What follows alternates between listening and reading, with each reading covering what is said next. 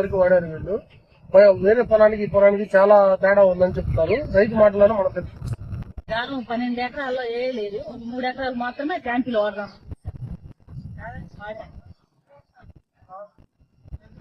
కొమ్మ పెరగడం బట్టి 10 రోజుల క్రితం వేసిన దానికాడికి ఇది వెనకేసినా సరే ఈ పింపులలో ఆ పింపులలో ఇంకోసారి వాడితే ఇంకా పెరిగే అవకాశం. మొక్కలు అయితే పర్వాలేదా, బాగా వస్తున్నాయా గ్రోత్ గా? బాగా వస్తున్నాయి. ఒక్క కొమ్మ గానీ ఎదుగుదలు గానీ కాండం కానీ చాలా బాగుందండి.